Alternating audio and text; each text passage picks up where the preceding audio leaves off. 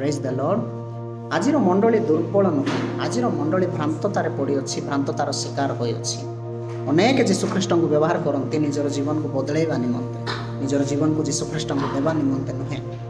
ଅନେକ ଯୀଶୁଖ୍ରୀଷ୍ଟଙ୍କୁ ବ୍ୟବହାର କରନ୍ତି ସୁସ୍ଥତା ପାଇବା ନିମନ୍ତେ, ଧନୀ ହେବା ନିମନ୍ତେ, ଚାକିରି ପାଇବା ନିମନ୍ତେ ଏବଂ ଜାଗତିକ ସଫଳତା ପାଇବା ନିମନ୍ତେ। କିନ୍ତୁ ପ୍ରେରିତ ପାଉଲ କୁହନ୍ତି ଫିଲିପିୟ 1:20, କାରଣ ମୋ ପକ୍ଷରେ ଜୀବନ ଧାରଣ ଖ୍ରୀଷ୍ଟ, ପୁଣି ମୃତ୍ୟୁ ଭୋଗ ଲାଭଜନକ ଅଟେ। For to me to live is Christ and to die is gain. ସେଠାରେ କହିଲେ ନାହିଁ, କାରଣ ମୋ ପକ୍ଷରେ ଜୀବନ ଧାରଣ ଧନ ଅଟେ, ସୁସ୍ଥତା ଅଟେ, ଚାକିରି ଅଟେ, ଜାଗତିକ ସଫଳତା ଅଟେ। କିନ୍ତୁ ସେ କୁହନ୍ତି ମୋ ପକ୍ଷରେ ଜୀବନ ଧାରଣ ଖ୍ରୀଷ୍ଟ ଅଟନ୍ତି, ଅର୍ଥାତ୍ ମୋ ଜୀବନର ଲକ୍ଷ୍ୟ ଏବଂ ଉଦ୍ଦେଶ୍ୟ ଖ୍ରୀଷ୍ଟ ଅଟନ୍ତି। ଯୀଶୁଖ୍ରୀଷ୍ଟଙ୍କ ଠାରେ ଦୁଃଖ ଭୋଗ ମଧ୍ୟ ଧନ ଅଟେ। ଯୀଶୁଖ୍ରୀଷ୍ଟଙ୍କ ବିନା ଆଶୀର୍ବାଦ ମଧ୍ୟ ଶୂନ୍ୟ ଅଟେ।